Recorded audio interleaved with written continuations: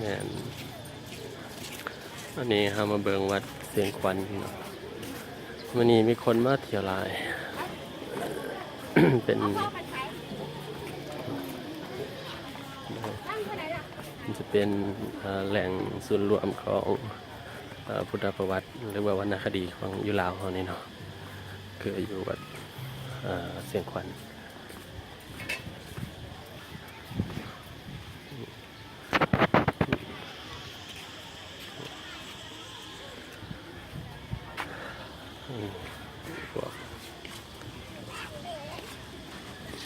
มันจะมีศาสนาพราหมณ์ฮินดูคือพระศิวะก็มี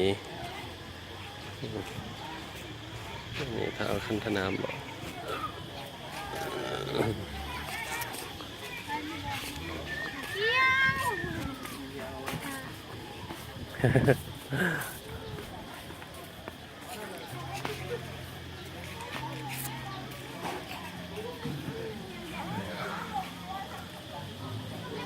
โอ้พระเจ้าขึ้นได้ปะ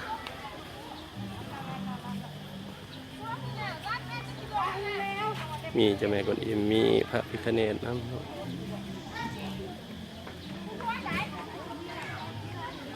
โอ้เมื่อตัวมันขึ้นทาง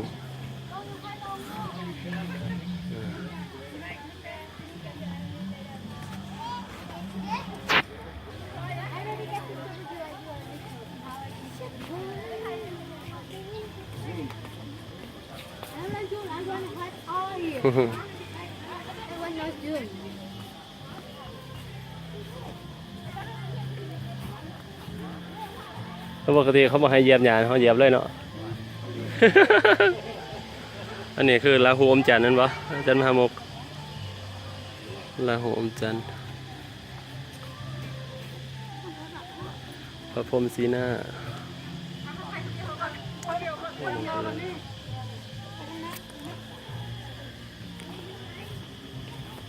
อันนี้คือหงส์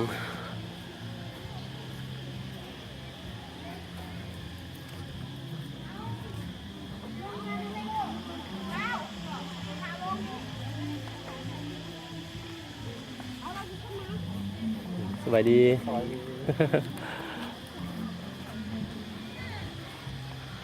อันนี้ตอนพุทธเจ้าจะตรัสรู้มีพญามารสีให้อันนั้นเนาะในนั้นกรณีมวยผมยอดน้ำใสอะไรน้ำท่วมมีแก่ขัดกิน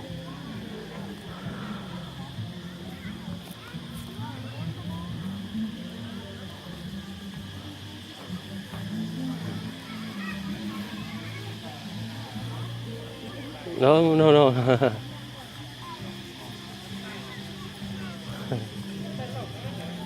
อันนี้คือเท้าคันธนามเนาะดึงตะกะแตนลง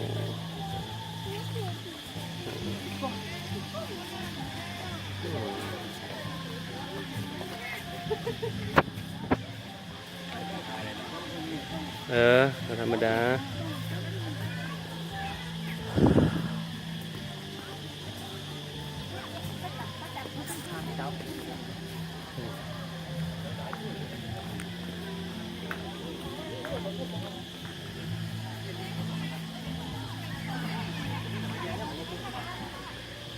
ตอนพระพุทธเจ้าจะตรัสรู้ได้นี่แมนมาประจนบ่ให้ตรัสรู้ได้เด้เรื่องนี้อันนี้จะเป็นวรรณคดีผู้ใดได้อ่านเรื่องท้าวคันธนามจะหูจักเลยฮะแมน ผู้ใดได้อ่านแล้วก็จะอันนี้ตอนพระพุทธเจ้าเสด็จออกผนวดคือออกบวชตอนพระเจ้าศรีสัทธาเสด็จผนวดคือเขาจะเห็นว่า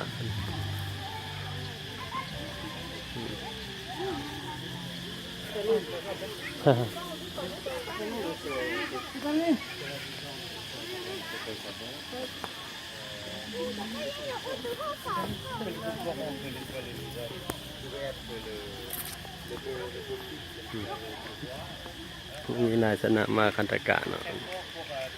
อันผู้ใดอยากมาเห็นหัวพุทธประวัติก็อยู่นี่เลยเนาะ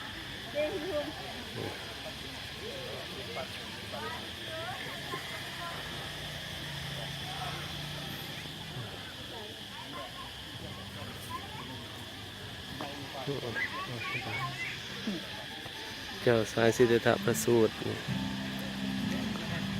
อ๋อ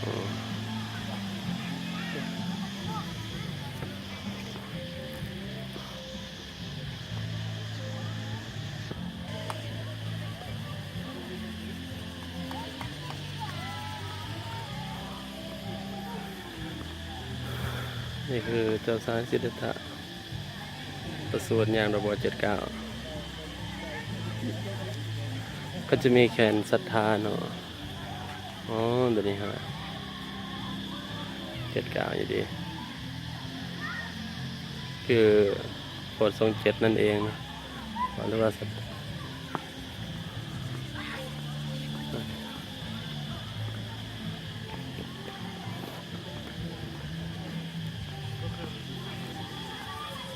แล้วนะเดี๋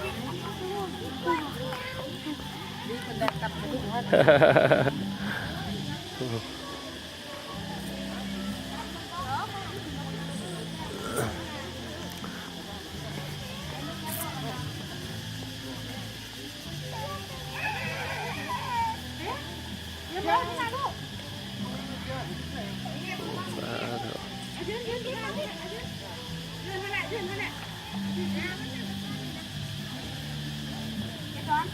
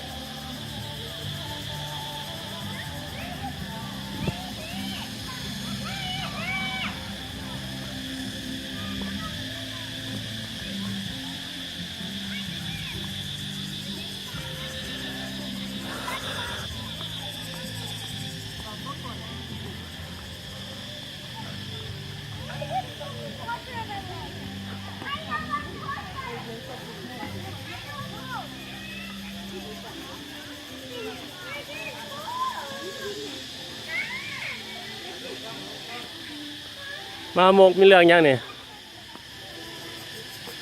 ไ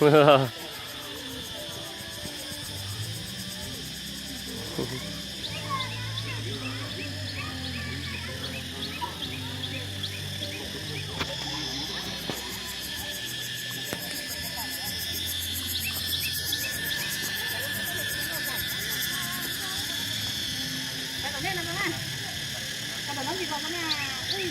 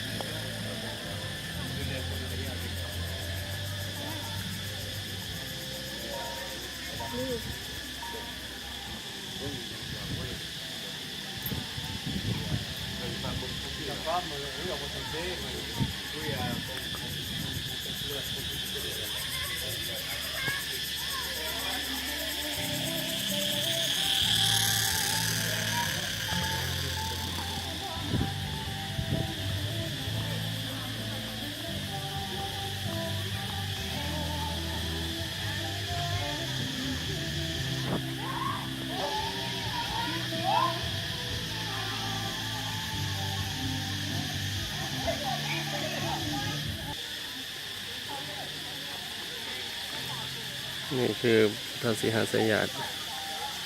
ใหญ่ที่สุดในประเทศเนาะ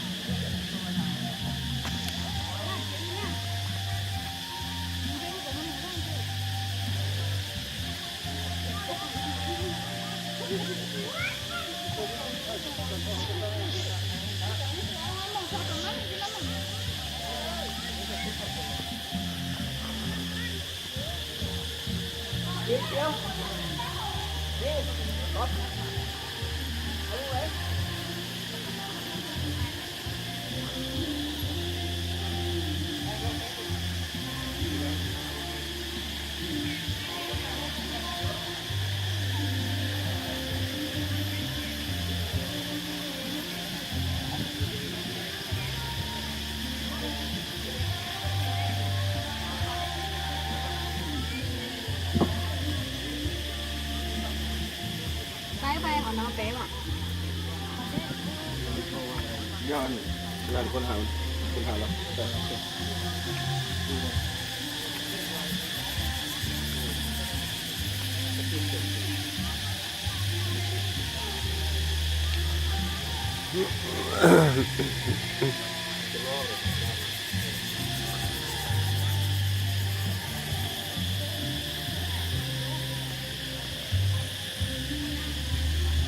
จะไม่ปวดยิ้มเลย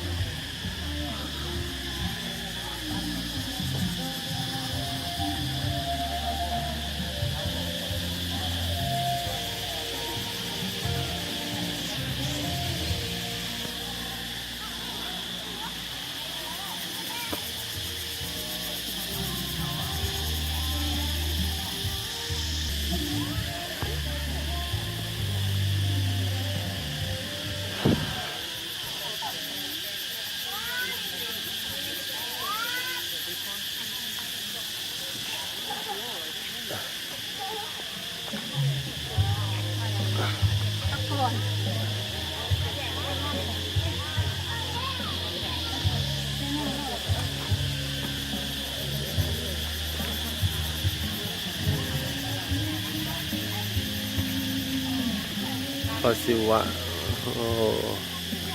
พอตุเจเนต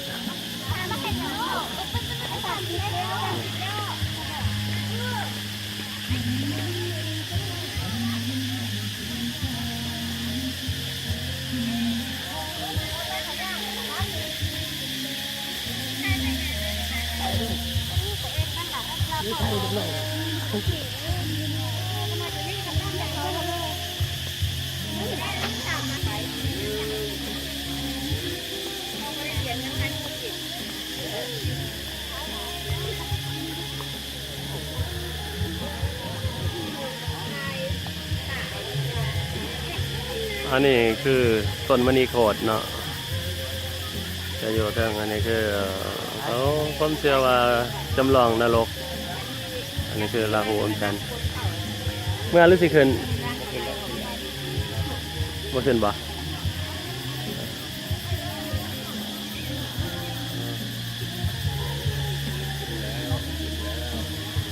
ขึ้นเลยบ่แต่หลวงพี่ขึ้นได้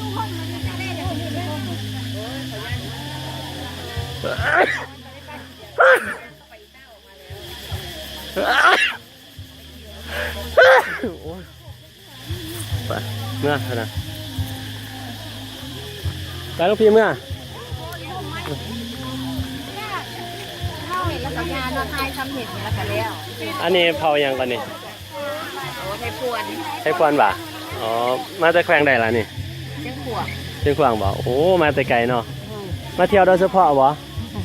ให้อยากพี่น้อง เออ